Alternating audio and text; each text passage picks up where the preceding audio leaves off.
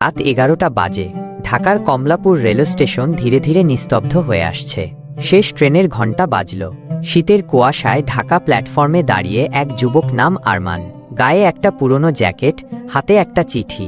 চিঠিটা সে পড়ছে বারবার, যেন শব্দগুলো এক একটা ছুরি হয়ে বুকের ভেতর বিঁধছে।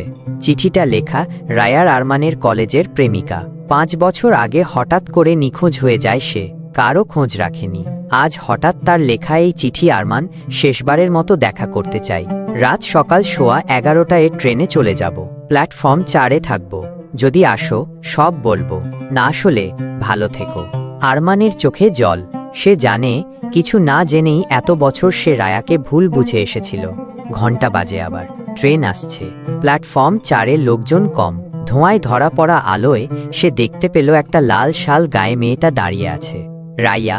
আরমান এগিয়ে গেল, কিন্তু যখন সে একেবারে কাছাকাছি তখন রাইয়া পেছন ফিরে তাকাল, চোখে জল কিন্তু মুখে একরাশ শান্তি। আমি জানতাম তুমি আসবে, রাইয়া বলল। তুমি হঠাৎ এত বছর পর? আরমান কাঁপা গলায় বলল। আমি পালিয়েছিলাম, কারণ আমার বাবা তোমাকে মেনে নেয়নি, আমাকে বিদেশ পাঠিয়ে দেয়। কিন্তু আমি প্রতিদিন শুধু এই দিনটার অপেক্ষায় ছিলাম। ট্রেন থামে। রাইয়া উঠে পড়ার আগে আরমানের হাতে একটা ছোট্ট বাক্স দিয়ে বলে, খুলো এটা। ট্রেন ছাড়ার পর ট্রেন ধীরে ধীরে দূরে চলে যায়। আরমান বাক্সটা খোলে। ভেতরে একটা ছোট্ট আংটি আর আরেকটা চিঠি। যদি এখনো ভালোবাসো আমি ফিরে আসব।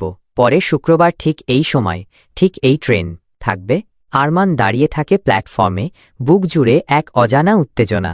শেষ ট্রেন সবসময় কিছু না কিছু রেখে যায়, কখনো স্মৃতি, কখনো প্রত্যাশা। মাকে মন থেকে ভালোবাসেন তারা দয়া করে এই চ্যানেলটি সাবস্ক্রাইব করুন।